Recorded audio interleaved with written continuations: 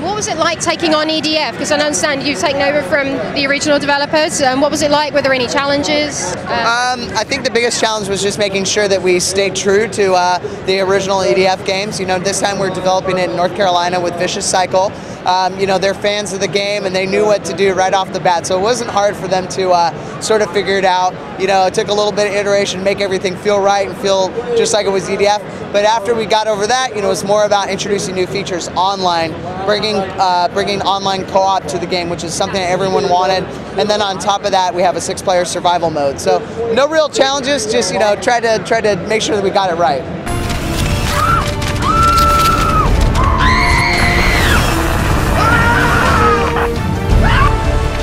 The EDF sort of became like a cult game in part because it was like really quite cheesy in places, and that was part of its charm. Have you tried to retain that as much as possible? Yeah, we tried to not think about it too hard actually, because we knew that if we tried to do what the Japanese companies had done, SANDLOT, that we would be able to do it just right. So we tried to make it like more like a pumped up super steroid Michael Bay movie or something, you know. It's over the top. We do have some characters that have ridiculous VO, but we weren't really trying to make it cheesy. We just hoped that the cheese would come out, and I think we've been successful in that. It looks like it. I mean, it looks like you've kept it really like close to the original, but like really beefed it up a lot. One of the things we saw here was the vehicles, and I know that was a big complaint with the original, was that people would get in a vehicle and die because they wouldn't be able to control it. Can you tell us a bit more about the vehicle handling? Yeah, so definitely we heard the fans on that one, and we knew that that was an issue. So one of the first things we did was we said, okay, what were the best weapons? What were the most important ones? Or sorry, the best vehicles? So we pared it down to the mech and to the tank, and we sat down and honed the controls on those. Gave them way more armor, so now you jump in, you don't have to worry about dying, you know, and it's definitely a very nice moment of power. Just get in there and jump around and just blow everything up like crazy.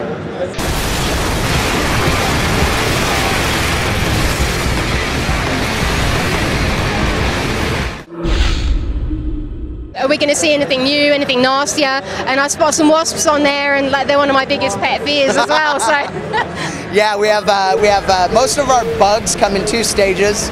So there's ants, spiders, wasps, you know, praying mantises, stuff like that. Most things come as sort of their normal or organic form, and then sort of a biomechanically reinforced version. And those are really nasty. When you see a big metal spider coming at you, you know you're in trouble. It looks like it. I mean, just like the stages of the hectors that we saw. And I believe quite late on in the game we saw some sort of like big walker. It looked almost like an Imperial AT-AT in the EDF 2017, right. And that looked really nasty. So can we see some really high level enemies like that? Yeah, so those were the walkers, I believe, and then we have something.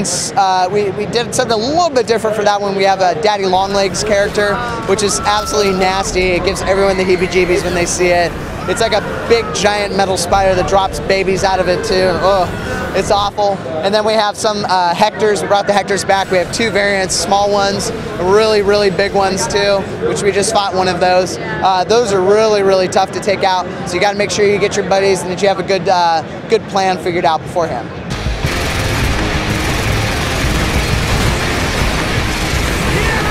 I noticed that obviously there's going to be online co-op, and that was a big thing that people were desperately wanting. Because I mean, like I said, I had to stay up till 4 AM helping a friend, and we ended up playing it to death. And I was hearing pop-ups in my dreams, and we just like craved for online co-op because. Yeah. So yeah, is it going to be 3-player, 4-player? Or? Yeah, it's a 3-player online campaign mode. You can play 6-player survival mode though too, which is kind of like you and your buddies jump on. There's 6 of you.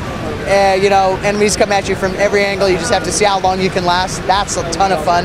We're doing a tournament here actually today at 5. Yeah, and but yeah, really campaign. We wanted to make sure people could play it through, you know, any way they wanted. Single player, 2-player split screen, or they could jump online with 3 players and be able to play over Xbox Live or PlayStation Network. Are we going to see the difficulty ramped up when more players are introduced, or are you going easy on us this time? No. It ramps up, so it can actually detect how many human players there are, and the enemy health values and attacks and stuff go up based on that. So you've not taken easy on us at all this time? No. If you want easy, you have to go through, unlock some really powerful weapons, and then go back to the beginning levels. I mean, we do have normal mode. That's our easiest mode. It's not, you know, it's not going to be totally, you know, a barrier to entry for newcomers. But our Inferno mode is still insane, and will still provide lots of replayability for people that want to take the challenge. That'd be fantastic, because I mean, one of the things that EDF became notorious for, and another thing that made it kind of like a cult hit, was the achievements were absolutely insane. I mean, there were like 6 achievements, and I know this poor guy, and he spent like 2 years trying to get all the weapons for the last achievement, and he even did Inferno himself, and we felt so sorry for him. Wow. And I don't know how he did it. I want that guy's number. I know, but we know people that have had their wives and come in and just to play a second player, just to get it done, just for the achievement. Can we expect similar punishment this time with the achievements? Well, we wanted to make sure that there were more achievements. You know, we heard that complaint. Oh my God, there's only 6 of them. You know, it was nice to get a big chunk of like 200G, but you know, well, this time around we did 50 achievements, but there are some that are absolutely ridiculous. Upgrading all of your armors to level 8 will probably take you well over 100 hours, and there's an achievement for that. You know, killing like 10,000 spiders or ants. I mean, those take some time. So, you know, QA right now, it does, you know, with multiple people playing the game and using cheats and stuff, it takes them well over a week to be able to do 100% playthrough. So there's going to be a lot of longevity to the game, yeah, definitely. Yeah, definitely. We wanted to sort of look at, you know, I mean, Call of Duty is a great game for looking at how they keep going, and then they do something really interesting, which is the prestige mode, right? Well, when you hit prestige mode, you start all over, but you're starting over with the same stuff. You just get like more stars next to your name. Now, if you want to do it, you have 4 armor types you can choose from.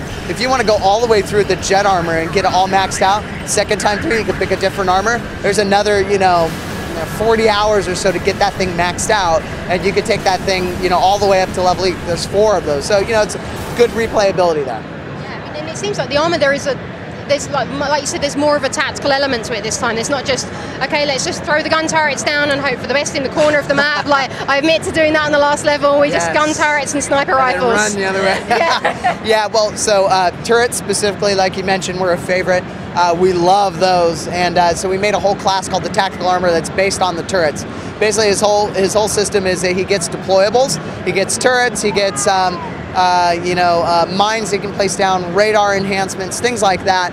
And what you want to do is you probably want to get your buddies together and have a squad of, you know, as many of those type of armors as you can have. You got the battle armor that acts as your tank. You have the jet armor who can, you know, sit up on top of buildings and snipe from far away.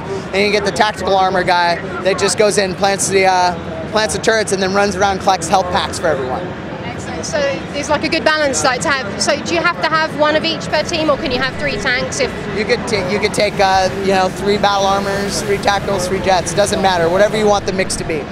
There's also the trooper armor, which is kind of our nod to Storm 1, just sort of the base level armor. He can run really fast. He can revive faster than anyone, and he has access to every weapon class, which is unique to him.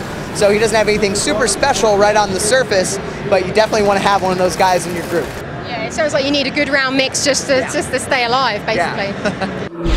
Can we expect any like DLC this time around? Because obviously there's like, it's a bigger push for EDF because it was quite a niche title before, and now with it being a bigger title and you guys have really expanded on it, can we see any DLC or anything? Yeah, well, we just talked about we're doing some exclusive DLC packs with GameStop and Best Buy.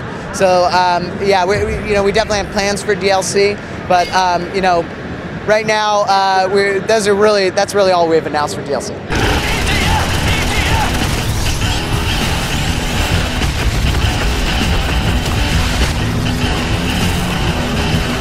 A sequel possibly further down the line? You know, I hope so. I hope so. I mean, it looks fantastic. You know, you've kept like the heart of the original, I think, with. Great. But you've really upgraded it. I mean, even like the pickups on the map I'm seeing, and I'm like, yeah, familiar territory. It's kicking in. Yeah, that was one of the main things, just making sure we kept it true to the EDF series. It looks like you've really succeeded. Great, thank you. Lightning, you've got company. You know what to do. Roger that. Moving into position.